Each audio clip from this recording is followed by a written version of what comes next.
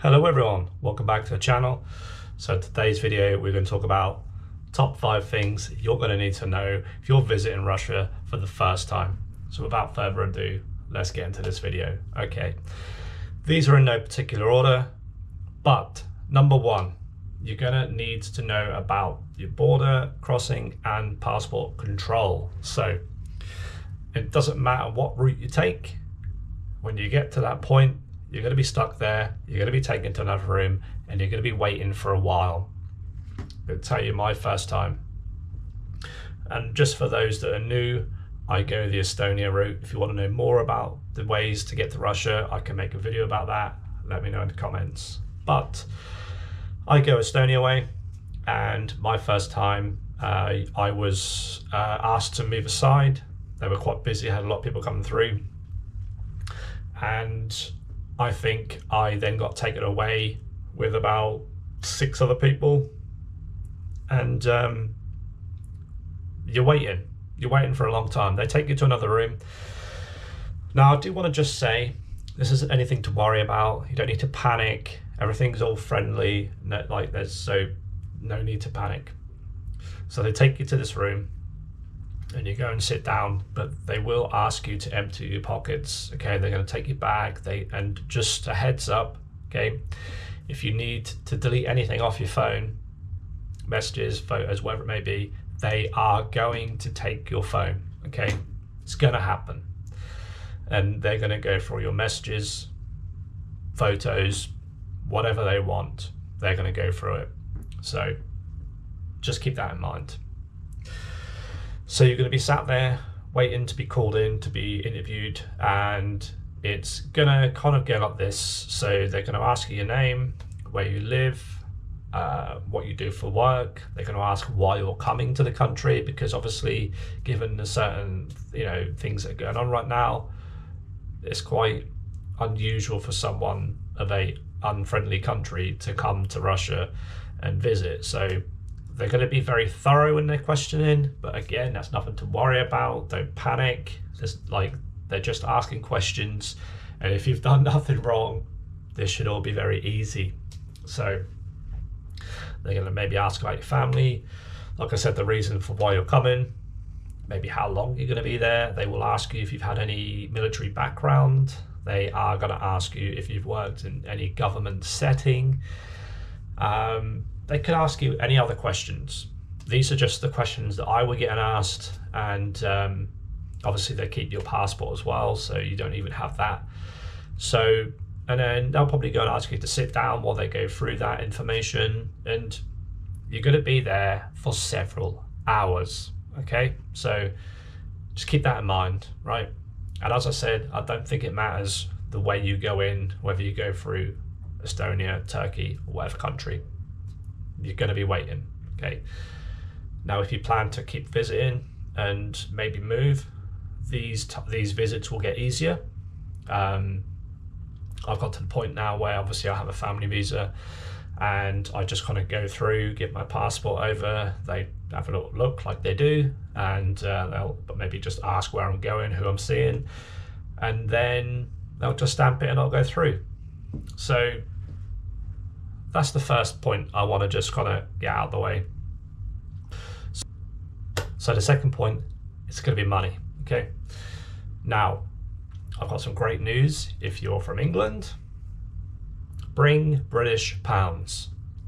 It's going to have a better exchange rate. I know you've probably heard a million people say, oh, take euros, dollars. No, British pounds are the way to go if you're from England. They're going to have a much better exchange rate, and you're going to get a lot more Russian rubles for your money. So, but they've got to be clean, crisp, and preferably, if you can, get into your bank ahead of time and just ask for £50 notes. That's what I do. It works for me. I've never had a problem taking the £50 notes in. I've never had a problem exchanging the £50 notes, okay? Never had a problem with it. And I know there are going to be some people that will say to you, British pounds, they don't accept it. I'm telling you, as a guy that has been to Russia many times, taking British pounds, you're going to have no problem. Now, when it comes to euros, I don't go the Turkey way, so I can't give you 100% concrete information with this, but if you're going through Estonia or a European route, do not bring euros, because they will either turn you away, or they will take all your money and you won't have any money and you'll have to go through without any money. Just take, if you have to, just take dollars. If you can, obviously take British pounds, but never take euros. I don't know how it works going through Turkey. You might be able to take euros, but just to be safe, don't bother with euros, okay? Just go straight dollars. They're a bit funny with you taking their currency through, so just don't do it. Just go straight to dollars if you have to, British pounds if you can. So that's what I'll say about the money. It's quite easy to exchange. If you need more information about stuff like that, let me know in the comments and I can point you in the right direction. So next thing I want to talk about, it's quite a big one, I think, and I think it's quite important. Well, these are all important, but I think especially if this is your first time, okay? So internet and connectivity is a bit bad here in Russia at the moment. So at the moment, and I can only talk from where I've been in St. Petersburg, the internet will just get cut off randomly and you won't know until it happens. And it could be 5 minutes, could be 5 hours, could be 2 days. And that might just be because of drones overhead or whatever the reason it is. You need to be prepared for that to happen. Now, when it comes to messaging family and friends, you're going to need to find a way to do that. And you're probably thinking, but I've got WhatsApp and Facebook, and why would that be a problem? Well, Facebook has been banned in Russia. Instagram has been banned. WhatsApp is pretty much on its way to be banned. And yeah, you're not going to be able to do the things that you might be able to do wherever you are now when you're over there.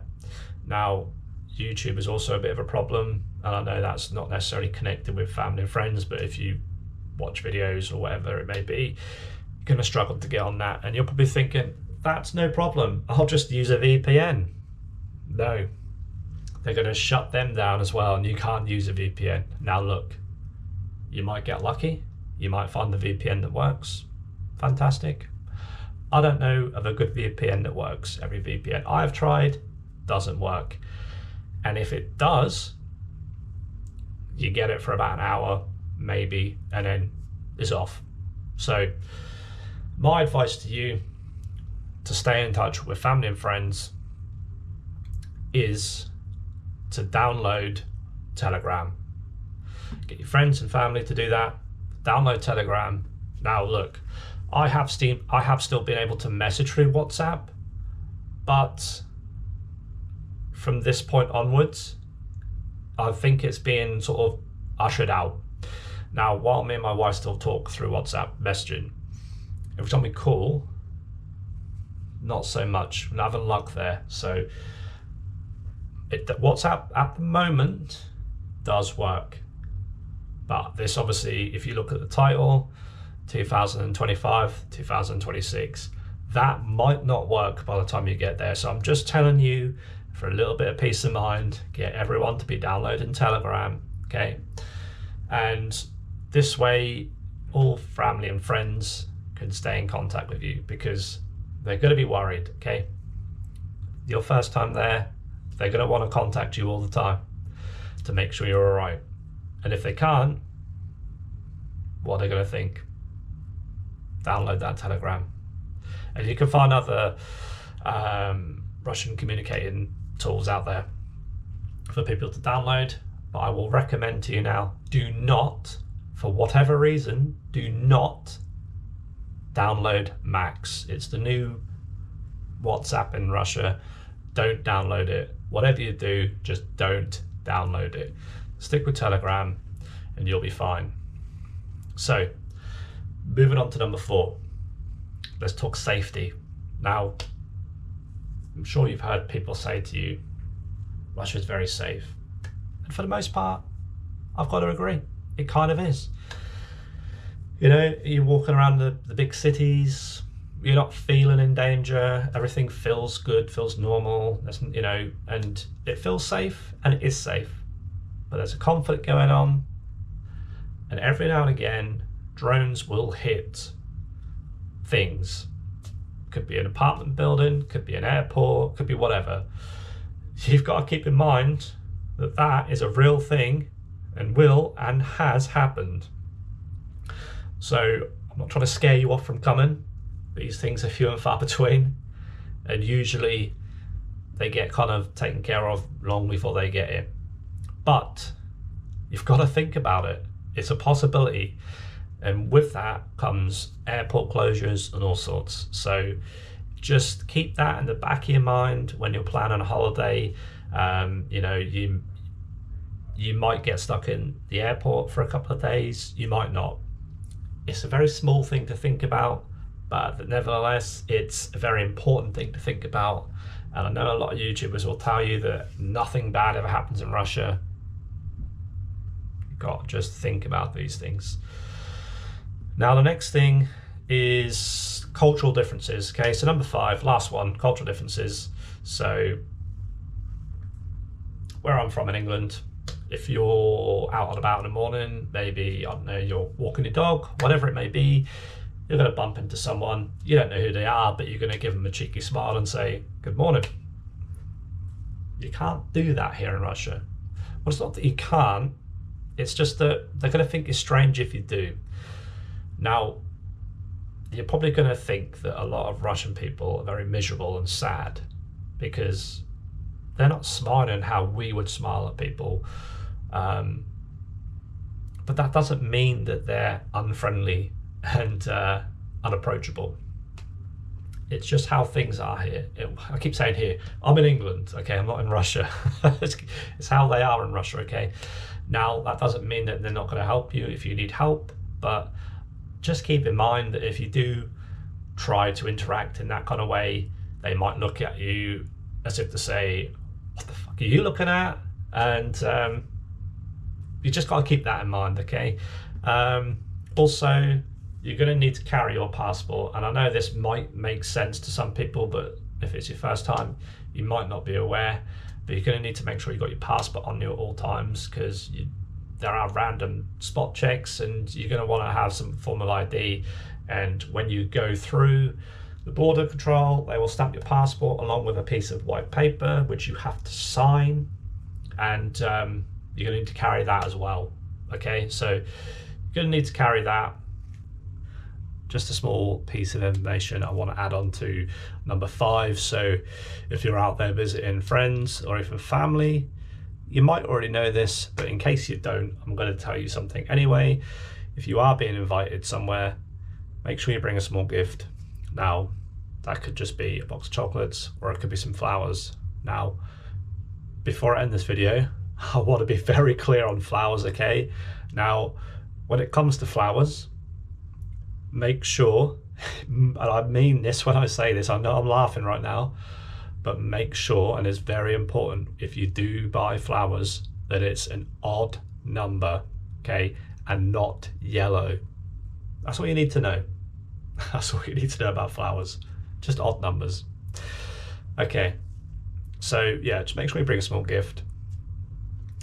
And that's going to be it for this video. So there might be some videos up here somewhere. Well, there's no might about it. There's definitely going to be some videos up there somewhere for you to go and watch and enjoy. And with that being said, that's it from me, and I'll catch you in the next one.